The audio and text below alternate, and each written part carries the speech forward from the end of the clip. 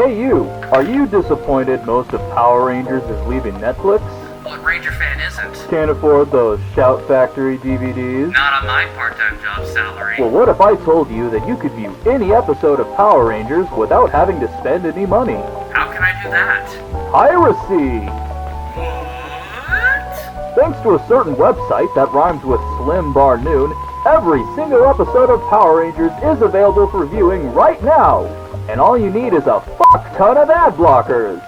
By using this website, you're letting Hasbro know that they can take their weird business decisions and shove it where the sun don't shine. But what about shows like VR Troopers and Big Bad Beetleborgs? They're on there too, as is Masked Rider and Ninja Turtles Next Mutation if you hate yourself.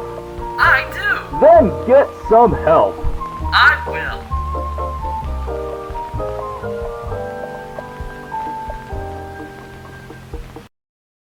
Okay, now that semi-cringy sketch is over, my honest thoughts on this whole thing. Hasbro neglecting to renegotiate the contract Saban originally made with Netflix to play host to the entirety of Power Rangers and the like just baffles me. A lot of people still have Netflix and they continue to have it even when other streaming services started to pop up. Having a massive franchise like Power Rangers on a streaming service like Netflix made sense in Saban's eyes. You had hundreds and hundreds of episodes to pick from, seasons could be easily binged, and thanks to a dedicated kids section on the Netflix service, it could reach a bigger audience than it ever could on Nickelodeon, especially when they shunted new episodes of Power Rangers to the early morning hours.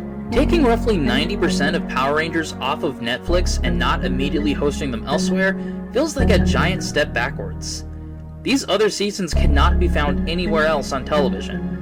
The last time I ever saw one of the older seasons get airtime on television was when Saban randomly put Lost Galaxy on their short-lived Vortex block on the CW. Come February, the only legal way you can view these seasons is through the DVD releases from Shout Factory.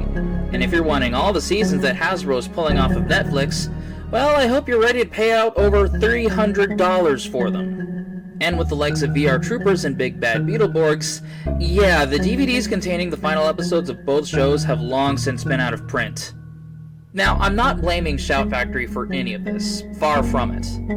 Hasbro has been pretty hands-off with Shout ever since Saban sold the rights to them. Hell, this is why we haven't seen any new Sentai releases on DVD in a while.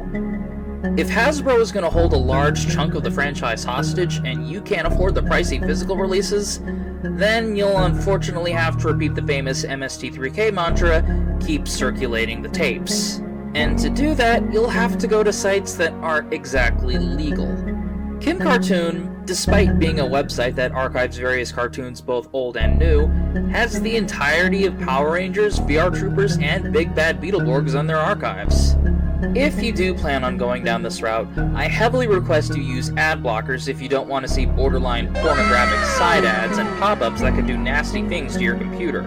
And even then, I only recommend you do this if you absolutely cannot afford the physical releases put out by Shout Factory.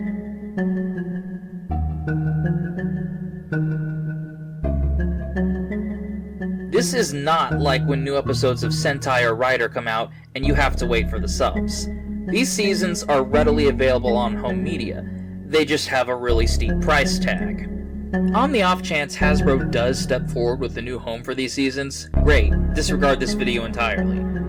Unless they do something that's an even bigger step in the wrong direction, in that case, welcome back. But the bottom line is this.